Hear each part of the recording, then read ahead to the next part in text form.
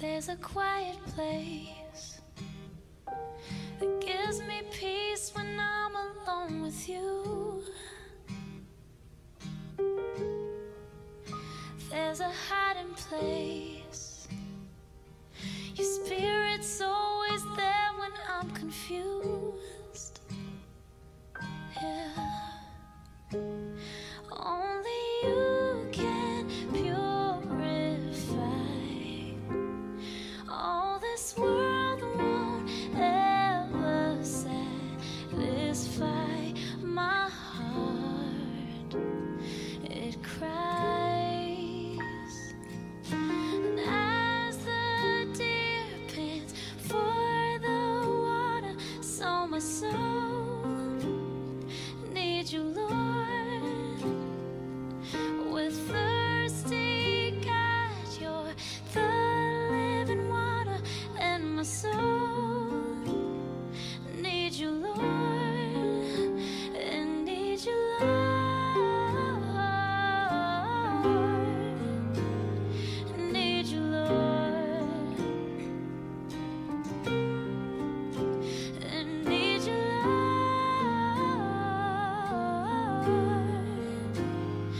need you, Lord.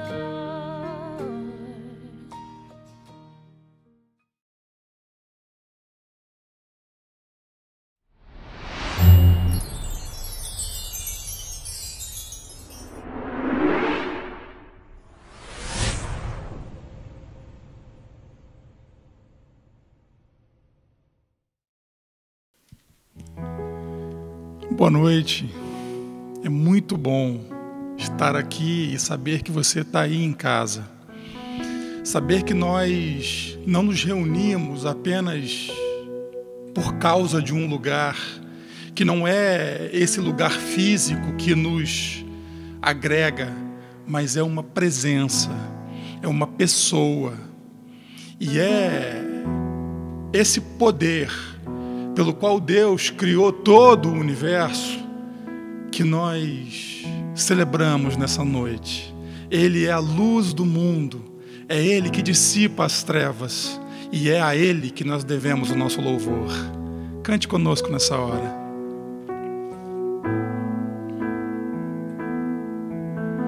Luz do mundo, vieste à terra para que eu pudesse te ver. Tua beleza me leva a adorar-te.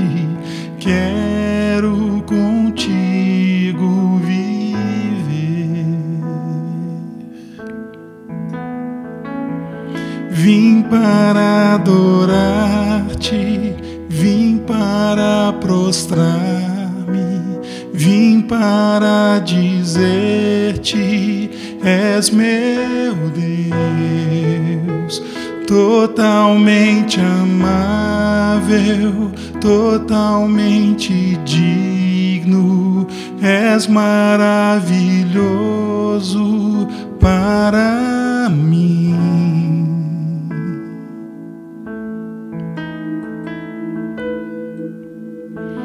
Rei sobre todos, tu és exaltado, entronizado nos céus. Humilde vieste à terra que criaste, por amor pobre se fez. Vim para adorar-te, vim para prostrar-me, vim para dizer-te: és meu Deus, totalmente amável, totalmente digno, és maravilhoso para mim. Vim para adorar-te, vim para prostrar-me, vim para dizer-te: és meu Deus, totalmente amável, totalmente digno, és maravilhoso para mim. Eu nunca saberei o peso dos meus pecados lá na cruz. Eu nunca saberei o peso dos meus pecados lá na cruz. Vim para adorar-te, vim para prostrar-me, vim para dizer-te: és meu Deus, totalmente amável, totalmente digno, tão maravilhoso para mim. Amém. Amém. Senhor, é muito bom saber que os nossos pecados não pesam mais sobre os nossos ombros, que todo o escrito de dívida foi rasgado, que pela Tua bondade nós podemos nos encher de esperança e alegria. E por isso nós queremos agora cantar ao Senhor, porque só Tu és digno do nosso louvor e da nossa adoração. Amém, Pai.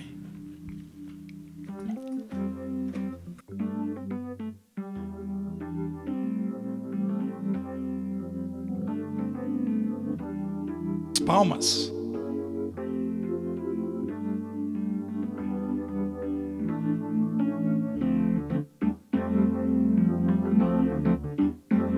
Ele é digno.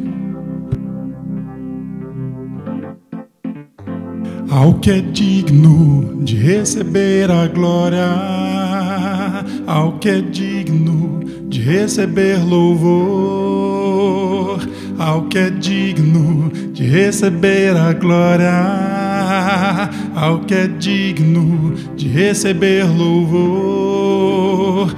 Levantemos nossas mãos e adoremos a Jesus, Cordeiro de glória. Exaltemos sua incomparável majestade, ao que vive para sempre, ao grande eu sou, a Jesus,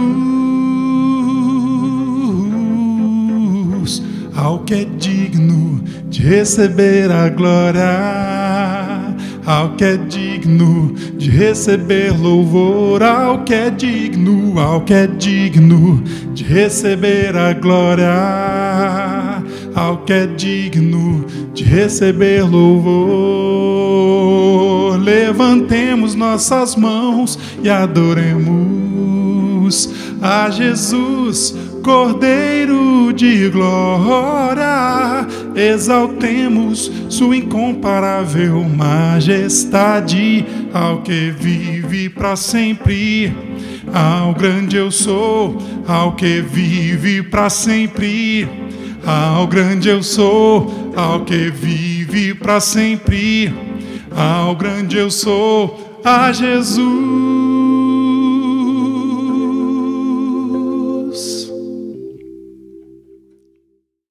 A gente vive um tempo tão difícil, um tempo de tantas dúvidas, de tantas opiniões, de versões diferentes da mesma realidade. E às vezes o nosso coração se enfraquece, esmorece. Mas é maravilhoso saber que em Jesus nós vemos Deus como Ele é e o homem como deve ser. Portanto, Ele não despreza as nossas fraquezas, as nossas questões. Pelo contrário, no relacionamento com Ele, Ele transforma isso tudo e enche o nosso coração de alegria e esperança. E é isso que nós vamos cantar agora. Se a minha alma teme o amanhã e o coração não vê o teu cuidado, se eu não consigo ouvir a tua voz, ainda assim confiarei.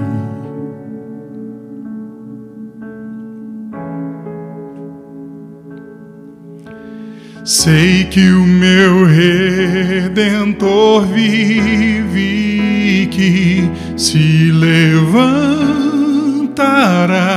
sobre a terra.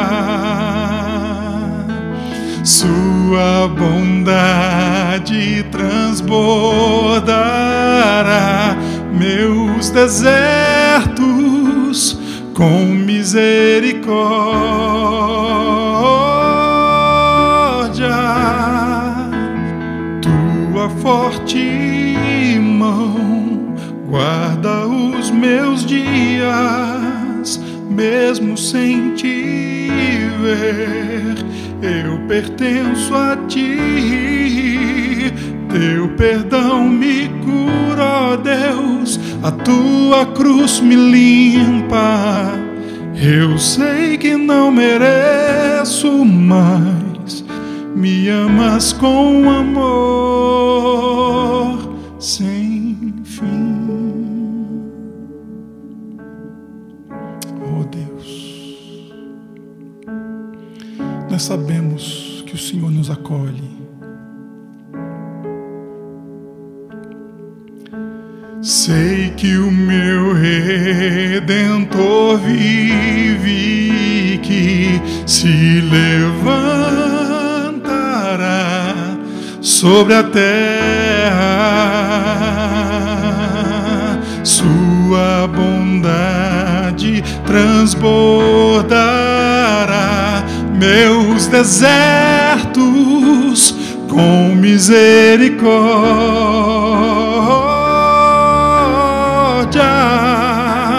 Tua forte mão guarda os meus dias, mesmo sem te ver, eu pertenço a ti. Teu perdão me cura, ó Deus, a tua cruz me limpa. Eu sei que não mereço, mas me amas com amor. Tua forte mão guarda os meus dias, mesmo sem te ver, eu pertenço a ti. Teu perdão me cura, ó Deus, a tua cruz me limpa. Eu sei que não mereço, mas me amas com amor sem fim.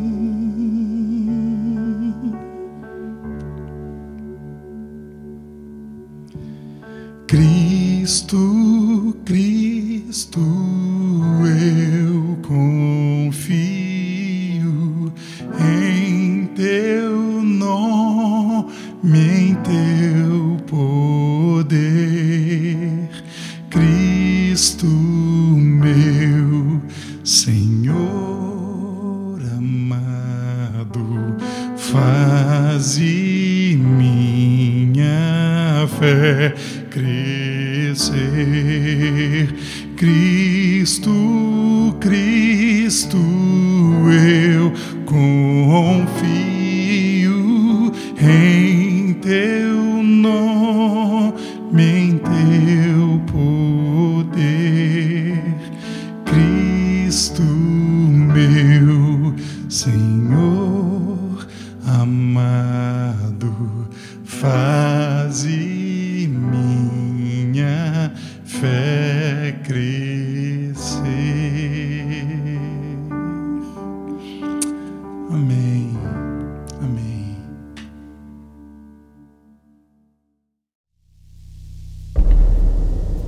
E se tudo que fazemos tem um resultado eterno?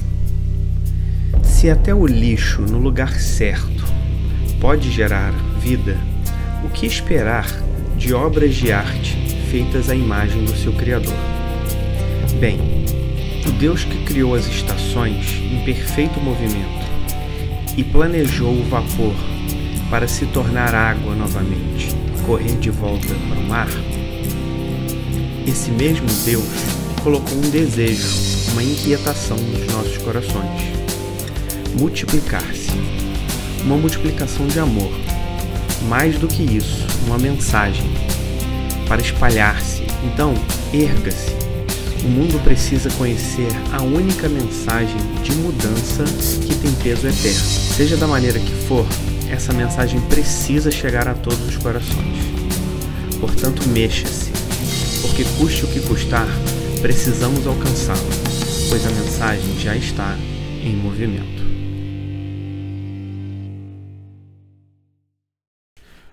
Boa noite, queridos irmãos e amigos. Nós estamos juntos mais uma vez e progredindo aqui nas nossas conversas e reflexões no livro de Atos.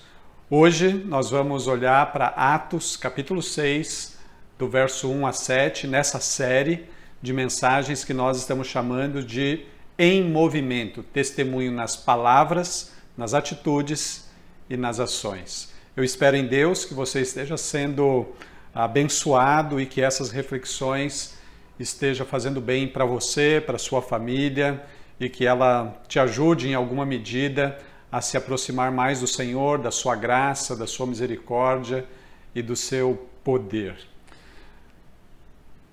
Em outubro, novembro de 2012, eu e a Kátia, nós estávamos passeando em um dos nossos shoppings favoritos.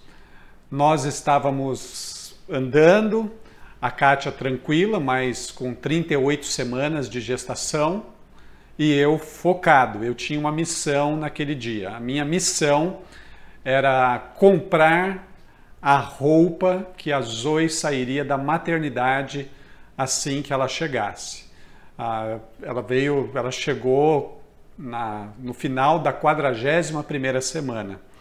E nós estávamos ali na 37, 38, alguma coisa assim, procurando essa roupa. Essa roupa que a criança sai da maternidade é muito especial, né? Ela é muito, muito significativa. Obviamente, ela é significativa para pais de primeira viagem e especialmente para pais de menina. Eu era o responsável por comprar aquela roupa naquele dia. Então nós estávamos andando naquele shopping quando de repente eu vi a roupa. Eu olhei para a vitrine, vi e eu imaginei um bebê que eu não conhecia pessoalmente dentro daquela roupa. Foi uma grande emoção ter encontrado aquela roupa lindíssima que eu queria que a Zoe saísse da maternidade. Eu trouxe ela aqui, veja só, esse macacão florido, bebê, RN, recém-nascido.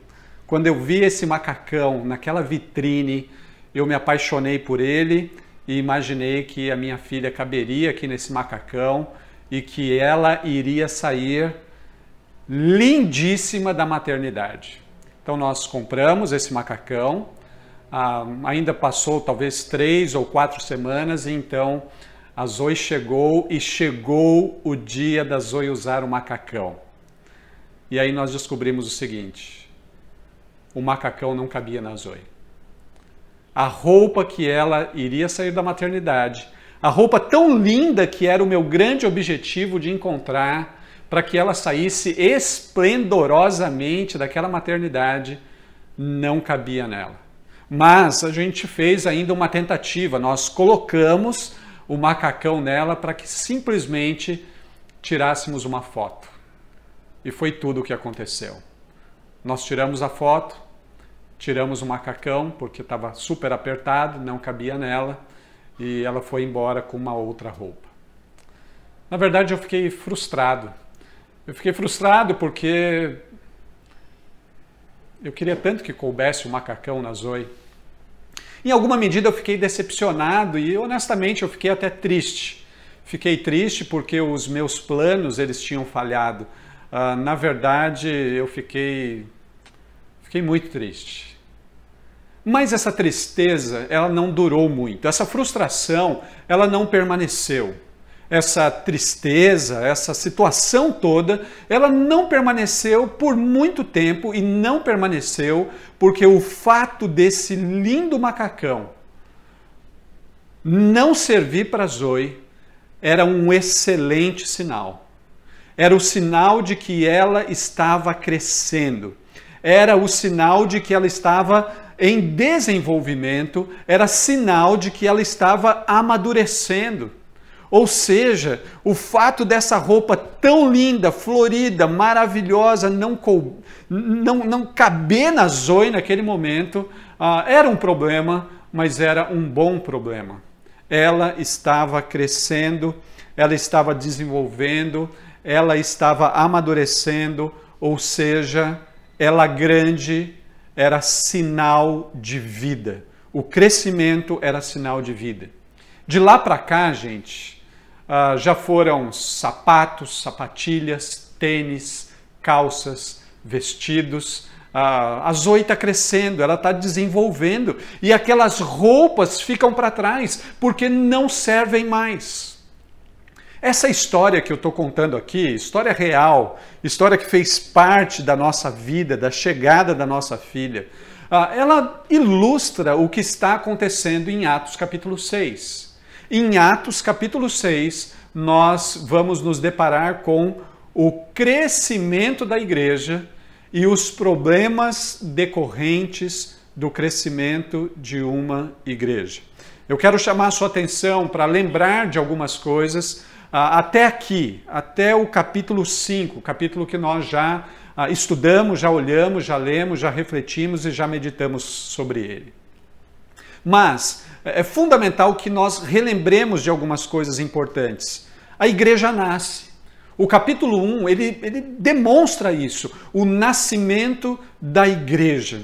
E esse capítulo demonstra isso de um jeito muito especial. Quando nós olhamos para o capítulo 1, verso 15, o texto bíblico demonstra para nós que 120 pessoas já se reuniam concentrados no mesmo objetivo, já se reuniam conectados, já se reuniam em comunhão, já se reuniam com o mesmo propósito. Atos capítulo 1, versículo 15.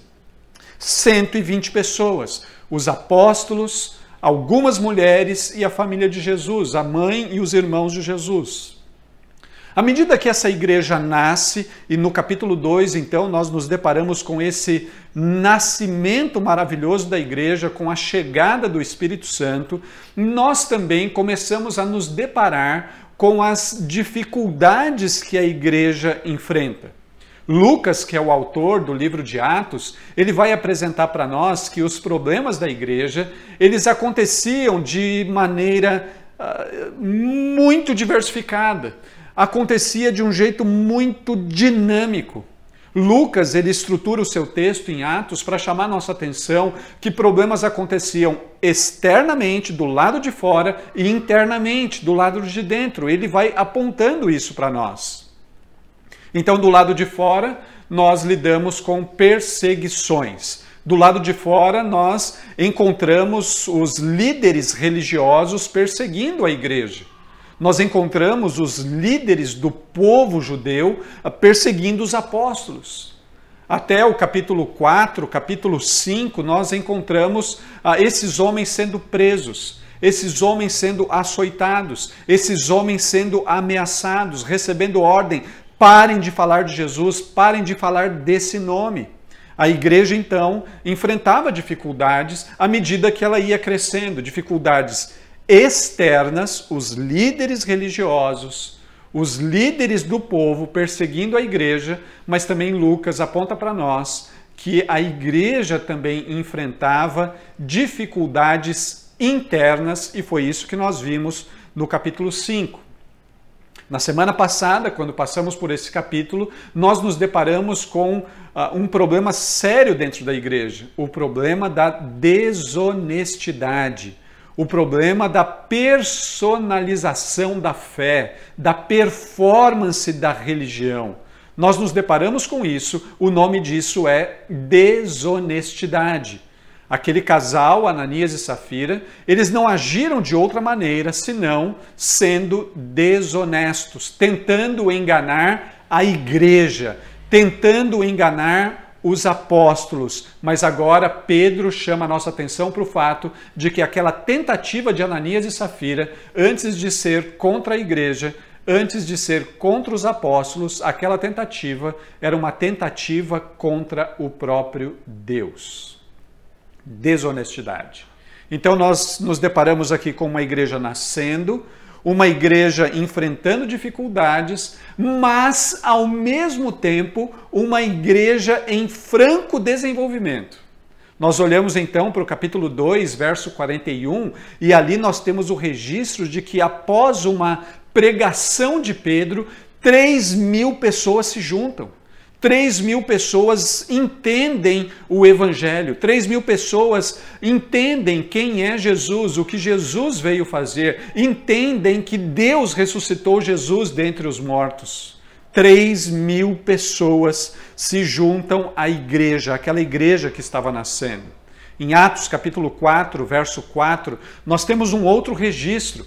E o registro agora é de que 5.000 homens se juntam àquela igreja, aquelas 3.120 pessoas. Está acontecendo um movimento exponencial. Muita coisa está acontecendo nessa primeira igreja que nasce, enfrenta dificuldades externas e internas, mas ela continua crescendo.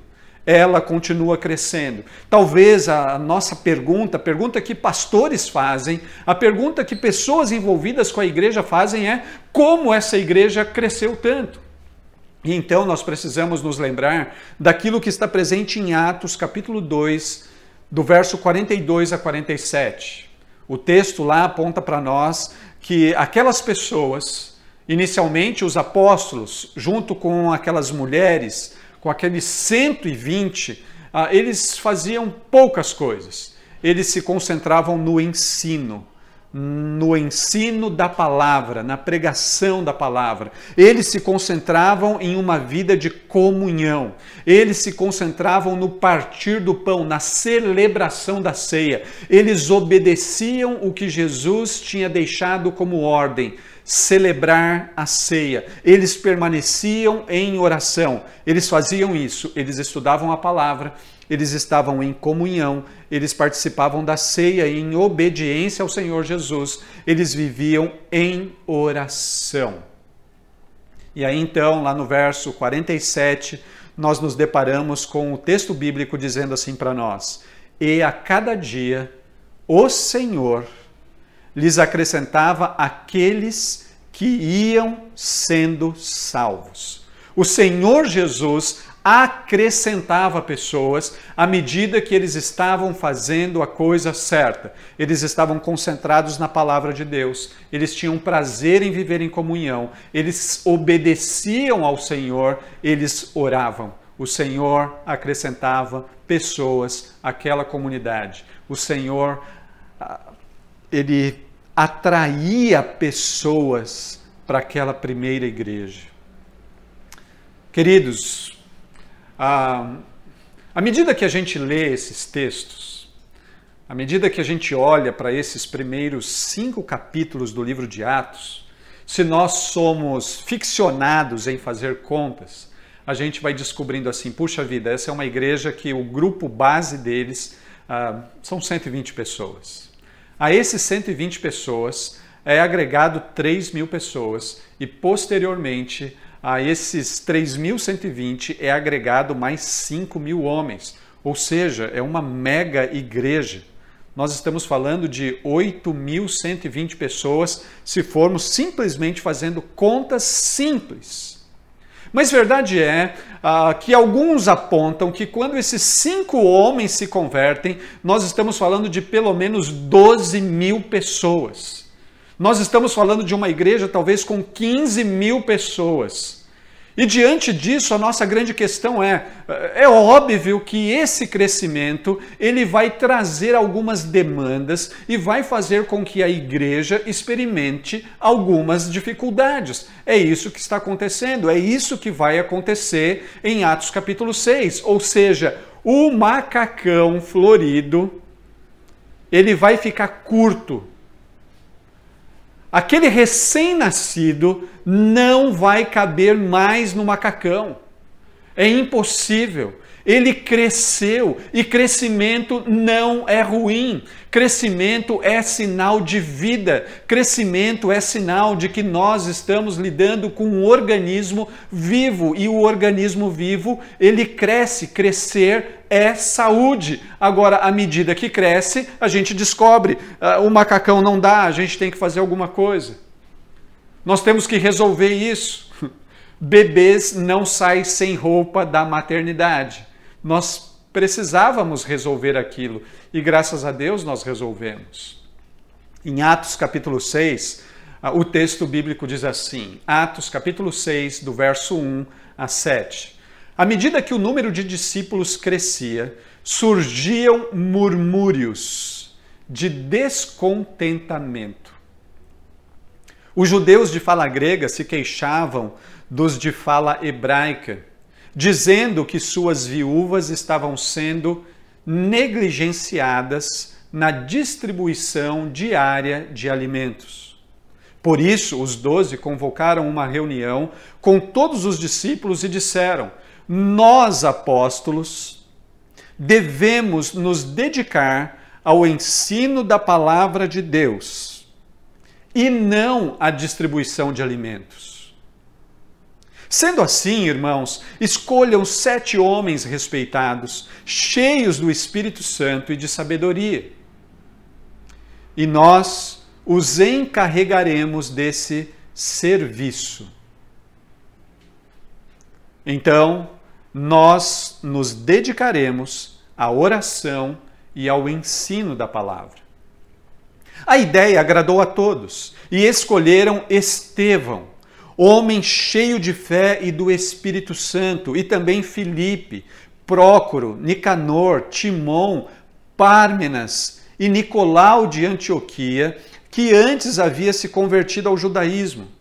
Esses 7 foram apresentados aos apóstolos, que oraram por eles e lhes impuseram as mãos.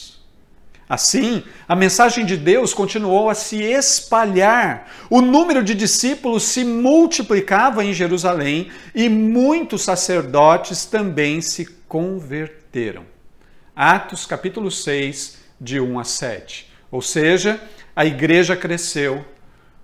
A igreja, ela recebeu milhares de pessoas e agora ela está enfrentando as demandas naturais do crescimento. Aquela igreja que inicialmente começa com Jesus e 12 homens, ali no início do seu nascimento, no seu pré-nascimento, nas semanas antes do nascer, eles já se reuniam com 120 pessoas. Mas agora nós estamos falando de muitas, nós estamos falando de centenas, nós estamos falando de milhares de pessoas. A igreja cresce e ela cresce porque é um organismo vivo. A igreja cresce porque ela está viva. A igreja cresce porque ela é o corpo de Cristo. O crescimento da igreja demonstra que ela está saudável, demonstra que algo bom está acontecendo, demonstra que ela está se desenvolvendo, demonstra que ela está amadurecendo, demonstra que ela está ganhando força, demonstra sinal de vida. Mas, queridos, os problemas também chegam, as dificuldades também chegam. E a grande questão a respeito de quando as dificuldades, os problemas, as demandas chegam é o que fazer quando os problemas surgem. Ou talvez, usando a ilustração de hoje, o que fazer quando o macacão aperta? O que fazer quando o macacão ficou pequeno? O que a gente faz? Queridos, vocês estão acompanhando e certamente vocês sabem que diante dos problemas nós temos sempre algumas possibilidades. Nós temos a possibilidade de reclamar, nós temos a possibilidade de varrer o problema para baixo do tapete, nós temos a possibilidade de resolver, de lidar com as questões. Mais uma vez, eu quero insistir aqui na minha ilustração.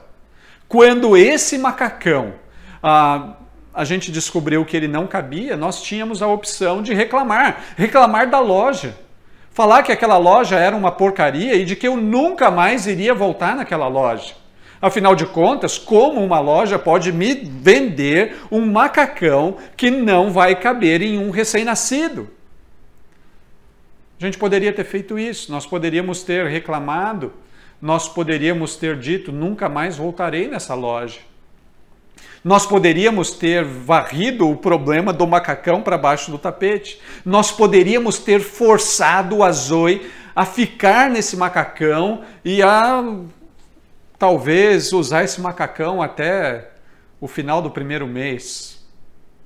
Mas certamente ter forçado ou forçar um bebê a usar uma roupa apertada iria desencadear em muitos outros problemas.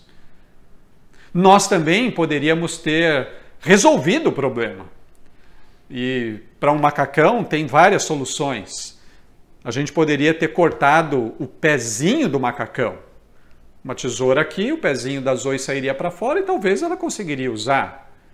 Obviamente nenhuma mãe aceitaria isso. Isso é ideia de pai, é ideia de homem. Mas ele poderia ter sido resolvido assim, ele poderia ter sido trocado. Ele poderia ter um monte de soluções, mas nós decidimos tomar a seguinte solução. A partir de então, nós vamos começar a comprar roupas maiores, roupas que talvez durem um pouquinho mais e que deixem a nossa filha confortável.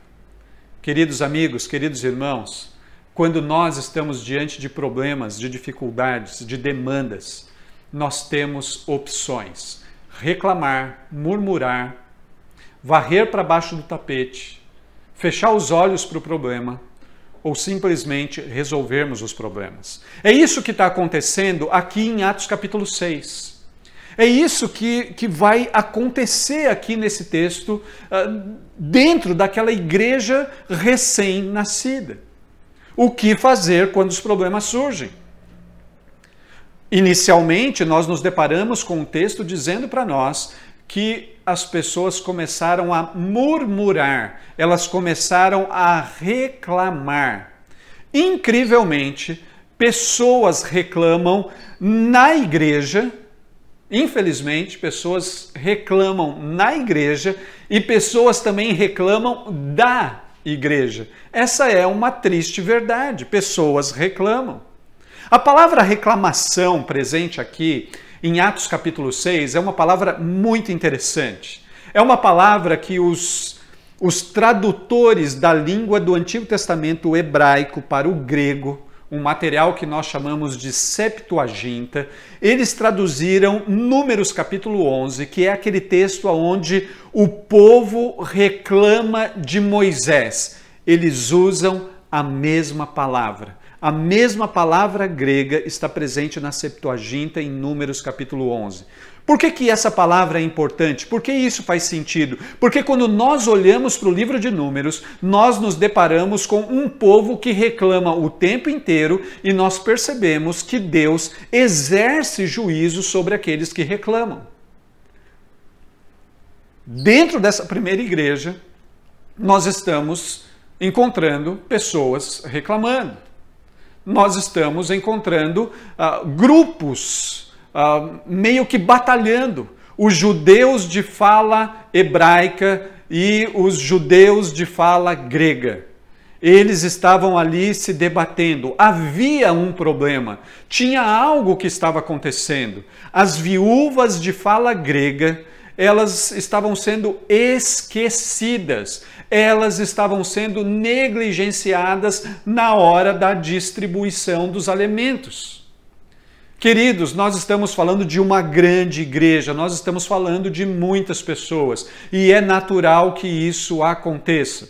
Se você ainda lembra, quando nós estávamos finalizando o capítulo 4 do livro de Atos, nós nos deparamos com pessoas vendendo propriedades e entregando as ofertas para os apóstolos, para que os apóstolos então administrassem. Para quem que vai isso? Para quem que nós vamos entregar? Quem está precisando? Os apóstolos estavam lidando com essa demanda. A demanda de cuidar de uma grande multidão de pessoas. Naturalmente, algumas pessoas estavam sendo negligenciadas. Não por maldade, mas pelo volume. Por falta de material humano. Por falta de organização. Era isso que estava acontecendo. Essa igreja enfrentava essa dificuldade. Mas eu quero chamar a sua atenção para o fato de que nem sempre a reclamação é ruim. Queridos, prestem bastante atenção no que eu estou dizendo. Nem sempre a reclamação é ruim, mas sempre nós vamos precisar prestar atenção nas nossas intenções e nas nossas motivações quando nós fazemos uma reclamação. Eu preciso repetir isso novamente, porque isso é importante para a vida da igreja, para a vida da nossa igreja. Nem sempre as reclamações são ruins, mas sempre nós precisaremos prestar atenção nas nossas intenções e nas nossas motivações quando nós estivermos fazendo reclamações. Algumas vezes nós reclamamos com a intenção e com a motivação de ressaltar a incapacidade do outro. Algumas vezes nós reclamamos, nós murmuramos, para simplesmente ressaltar a incompetência do outro. E aí, uma vez que nós estamos reclamando para ressaltar incapacidade, incompetência, via de regra, nós nos apresentamos como os salvadores, os solucionadores do problema. Queridos, isso não deve ter lugar na igreja, isso não deve ter lugar na comunidade de Jesus, porque isso é pecado. Nós temos que tomar muito cuidado com reclamações que visam apenas diminuir o outro. Nós precisamos tomar cuidado com aquelas reclamações que são feitas sem nenhuma intenção da nossa parte em sermos agentes para a resolução dos problemas. Nem sempre as reclamações são ruins, mas sempre nós precisamos prestar atenção nas nossas intenções e nas nossas motivações.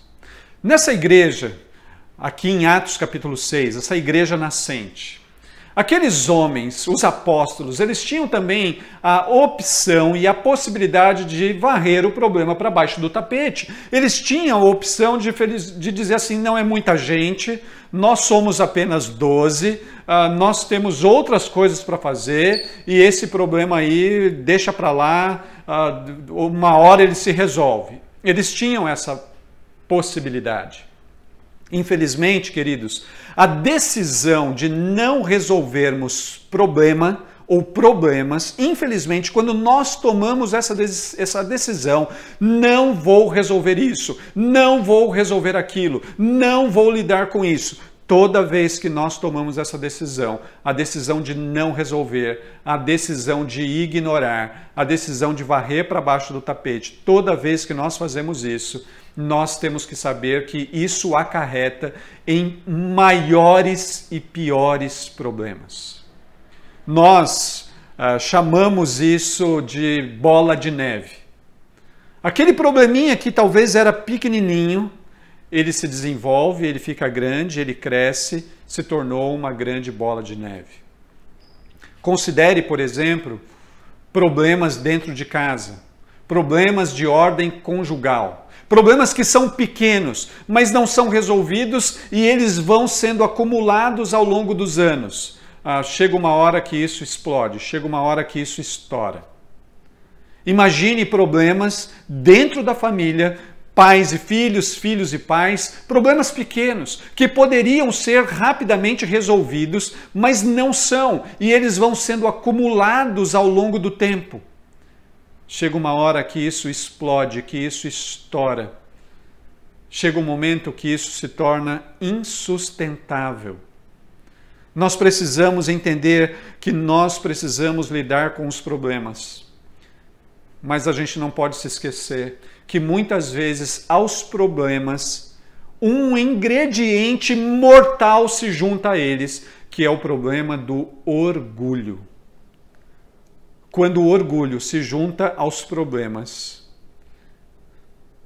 eles se tornam muito mais pesados, eles se tornam muito mais difíceis de resolver.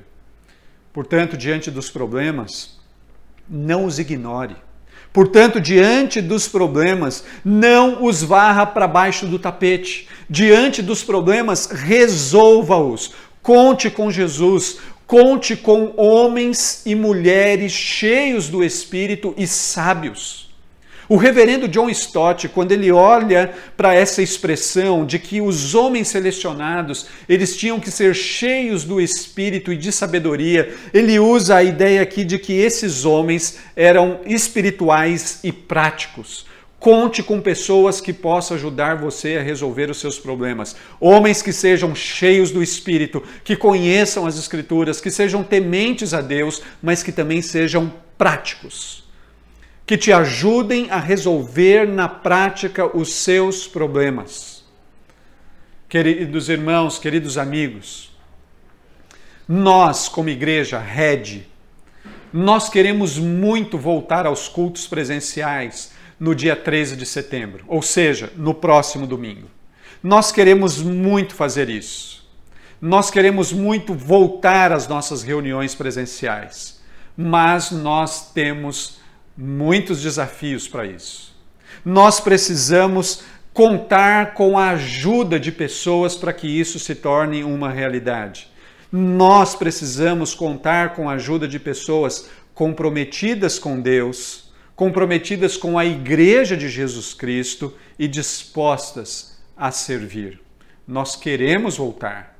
Nós estamos trabalhando para isso. Mas nós já descobrimos que nós não poderemos fazer isso sozinhos. Quando nós olhamos para Atos capítulo 6, os apóstolos, eles resolveram aquele problema. Eles resolveram. Eles não reclamaram, eles lidaram com a reclamação. Eles não varreram o problema para baixo do tapete. Aliás, tem mulheres que estão sendo esquecidas. É um problema, e é um problema que precisa ser resolvido. Eles vão resolver. Mas aqueles homens, aqueles 12 homens, eles resolvem aquele problema e eles fazem isso a partir do envolvimento da comunidade. Eles não fazem isso por si só. Eles não estavam conseguindo administrar todas aquelas coisas. Eles precisavam de ajuda. Eles resolvem o problema, mas eles resolvem contando com o envolvimento e com a participação daquela comunidade. Preste atenção novamente no texto. Atos capítulo 6, verso 3. Sabendo assim, irmãos, escolham. A NVI, a Almeida Revista Atualizada e a Almeida Século XXI, eles traduziram essa expressão da seguinte maneira: escolham dentre vós, no meio de vocês, escolham pessoas que nos ajudem a lidar com esse problema. Escolham pessoas que nos ajudem a resolver esse sério problema. Ninguém na Igreja de Jesus Cristo deve ser esquecido. Ninguém na Igreja de Jesus Cristo deve ficar para trás. É uma realidade, isso acontece, mas uma vez que isso acontece, nós enxergamos isso, isso não pode se manter assim. Nós precisamos resolver isso. Escolham dentre vós, no meio de vocês, pessoas que nos ajudem a resolver esse problema. Escolham dentre vós 7 homens.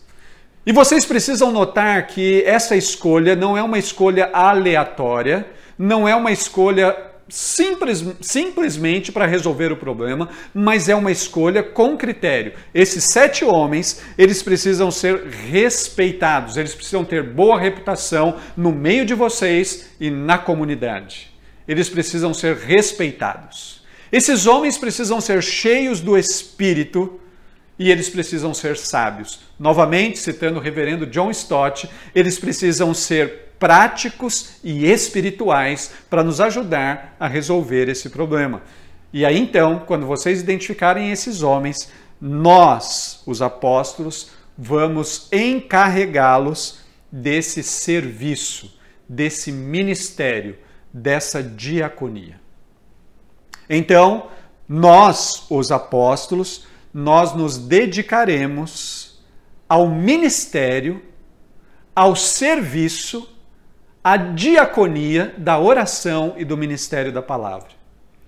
A ideia agradou a todos e escolheram Estevão, homem cheio de fé e do Espírito Santo, e também Filipe, Prócaro, Nicanor, Timon, Pármenas, Nicolau de Antioquia, que antes havia sido convertido ao judaísmo.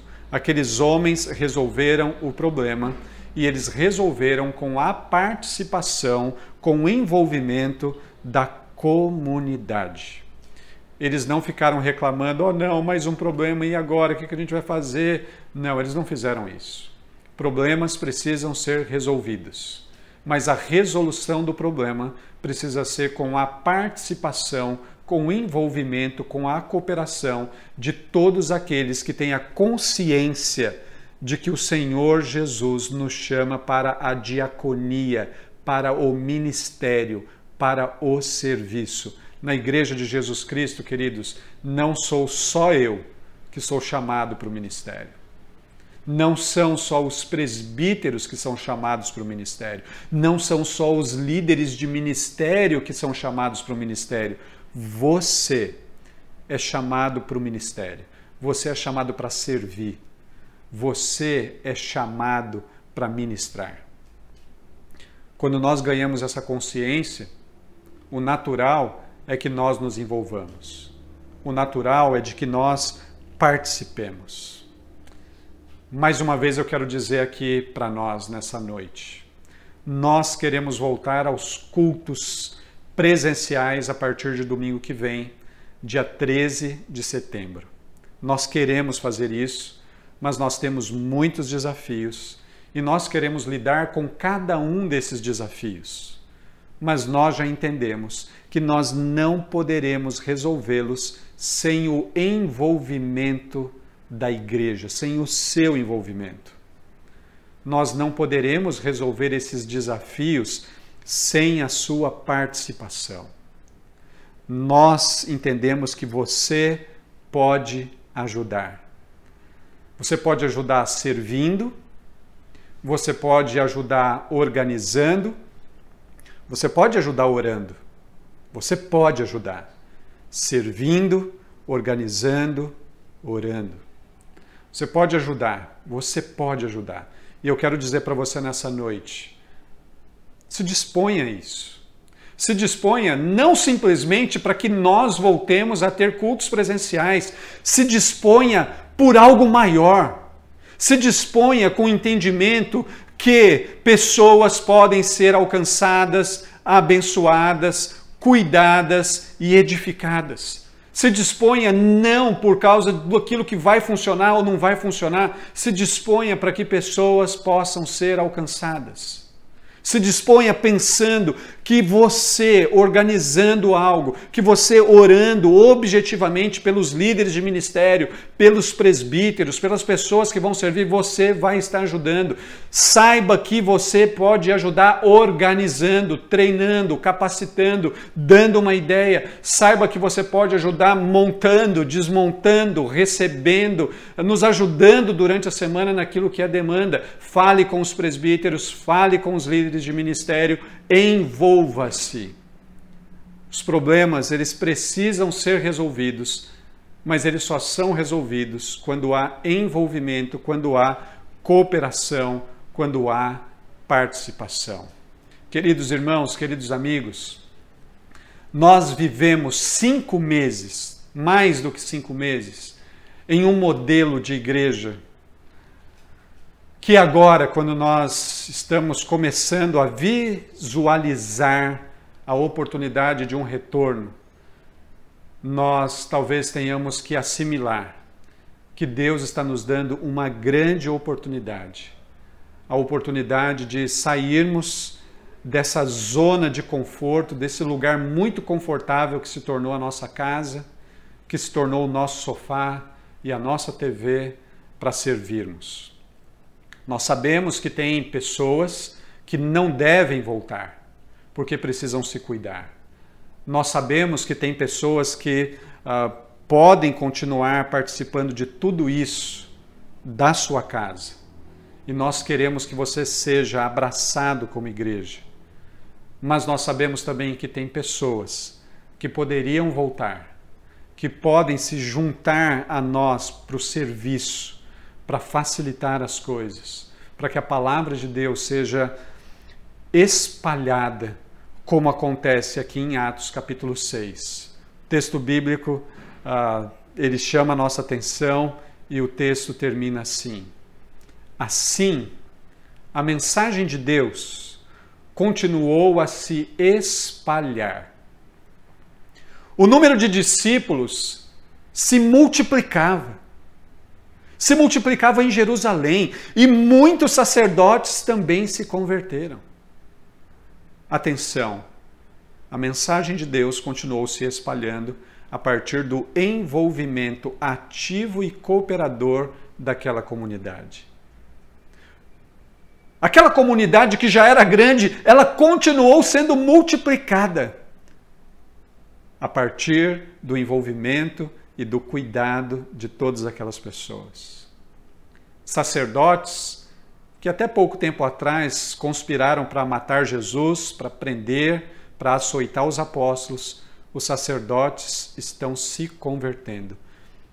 E isso não acontece uma vez, isso acontece constantemente, porque Deus está agindo, tem um movimento em operação, e esse movimento ele conta com as pessoas, ele envolve as pessoas cooperam nele.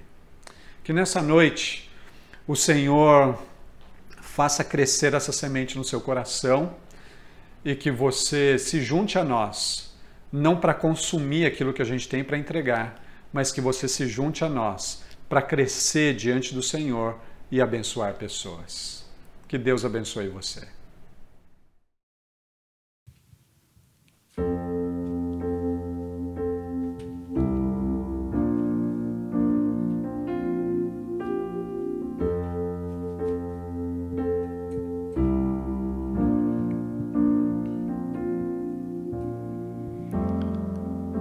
Digno dessa canção, só Tu és, Senhor.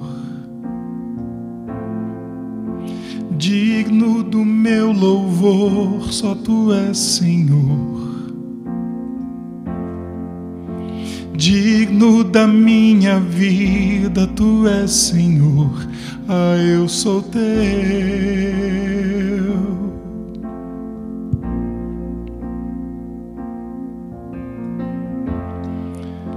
Nome que é sobre todos é o Teu, Jesus. Fonte da salvação, só Tu és, Jesus. Digno da minha vida, Tu és, Jesus. Eu sou Teu, eu sou Teu.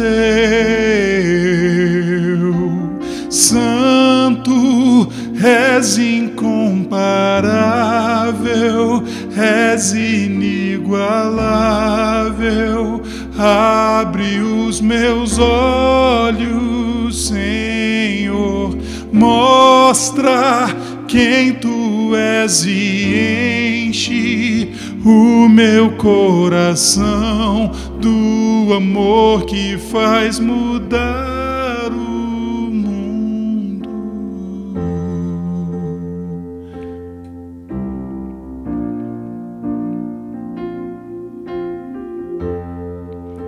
Digno dessa canção, só Tu és Senhor. Digno do meu louvor, só Tu és Senhor.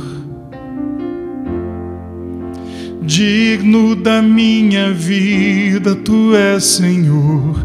Ah, eu sou Teu.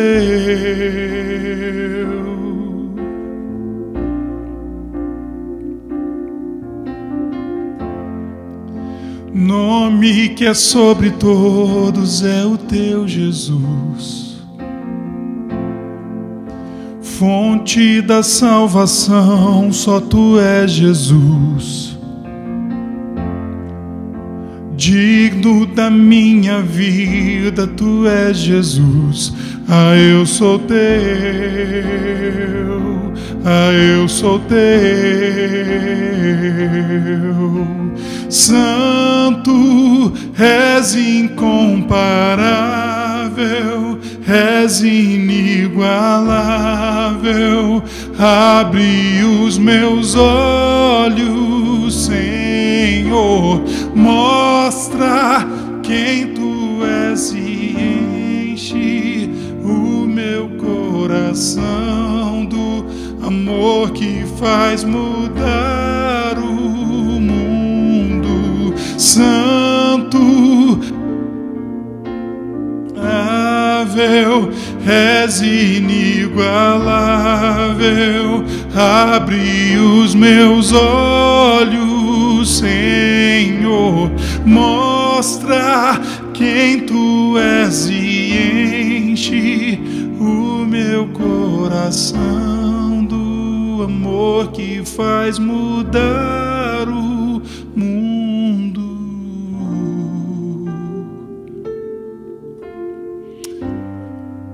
Mostra-nos, Senhor, mostra-nos o Teu amor e ajuda-nos a transformar o mundo a partir da Tua graça, da Tua misericórdia.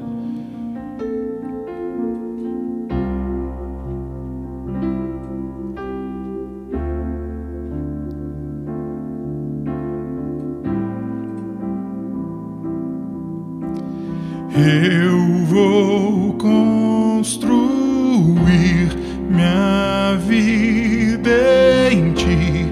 Tu és meu fundamento. Eu vou confiar somente em Ti. Não vou ser abalado. Eu vou construir minha vida em Ti. Tu és meu fundamento.